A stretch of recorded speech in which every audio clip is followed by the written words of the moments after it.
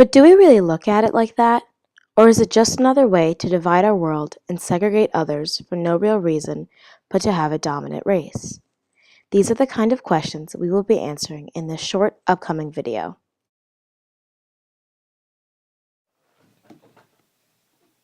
From our sources, we have gathered that race is a rather new concept. There are many theories as to when race started being used as a defining characteristic, but the most prominent theory is that race began in the 1600s in the colonies of America. In 1676, something called Bacon's Rebellion occurred. This was when the poor people of Virginia, consisted mostly of indentured servants and slaves, rebelled against the colony leaders because the poor were being treated, well, poorly. All of the poor people in Virginia united together, and the British even sent 3 ships over to try and stop them from rebelling. To the leaders of the colonies, the poor coming together was potentially detrimental. The poor people needed to be separated in order for them to not unite and rebel. Little by little, laws were passed that reduced the rights of African Americans and that privileged the Europeans. Soon enough, in the 1690s, all Europeans were considered white, and the African Americans were considered heathens and people who are perceived as vulnerable to being enslaved. The slaves did not have the rights of the Englishmen, and therefore were more vulnerable to be kept enslaved. The slaves were thought of as slightly better than animals, and that further warranted enslavement. Because slaves were prominently African American, people started believing that slavery and African Americans went hand in hand, and that African Americans were a different kind of people, a different race. Now we know that race was beginning in the 1600s as a defining characteristic, but why do we still use it today? For centuries, we've all assumed race is something that is biological, but science proves this to only be a myth. The way we have always looked at race was made before the knowledge of genetics. There are very few biological differences between races. It is simple. Race does not exist. Genetic studies provide more for geographic ancestral origin than for the definition we have socially of race.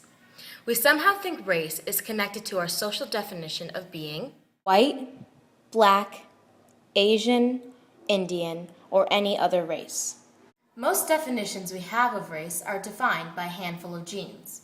You can be more genetically similar to someone of a different race. Throughout all of the history of the world, most cultures define race more in a cultural way than biological.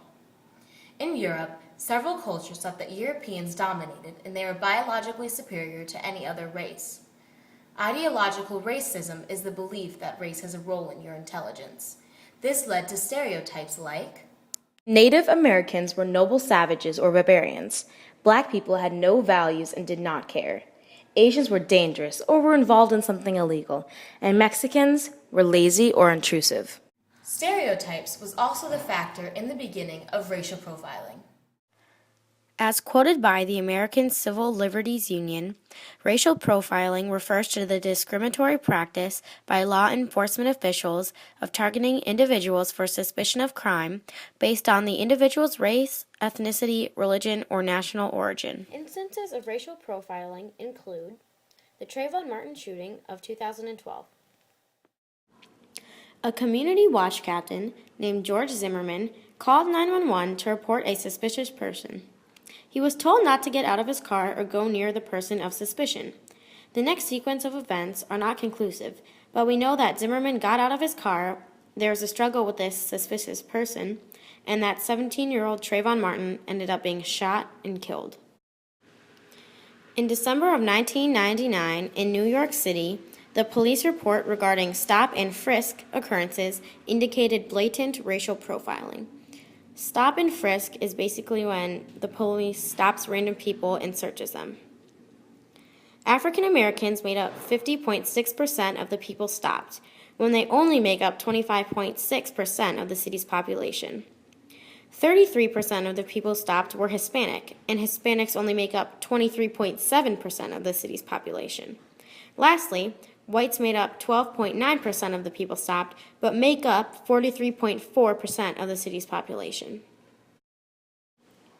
In Garden Grove, California, a group of 14 young Asian Americans were photographed by the local police officers because the officers suspected that they were gang members because of their ethnicity and clothing. The group filed a lawsuit on the premise of racial profiling and stated that their civil rights were broken when they were photographed. Now we know how race is used negatively by some public law enforcers, but how do everyday people define and use the word race? We all have our own interpretations of what race is, and how does that change throughout the years of our lives? Student, I was wondering how you would define race.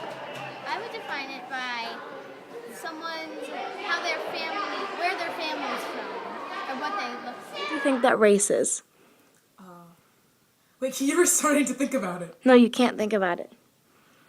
It's a skin-deep characteristic that society uses to divide people.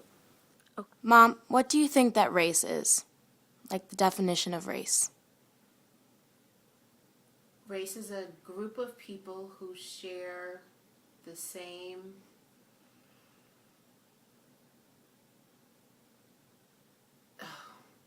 background. I don't want to use the word cultural because that's not the true definition, but they share the same heritage from a certain country or something like that. Children seem to think that race has to do with physical characteristics and where you come from. Teenagers seem to be more specific and say it is a skin-deep characteristic that society divided our world with. And finally, adults seem to be the least specific about what race is. Why is it that the oldest of this generation seems not to know and to be less specific? Researching our topic, we have concluded that race is not real. It is something we made up to separate ourselves. Why? Why does our world feel we need a dominant race? Do you think there will ever be a time when race has no effect on anything? Will we all finally be equal?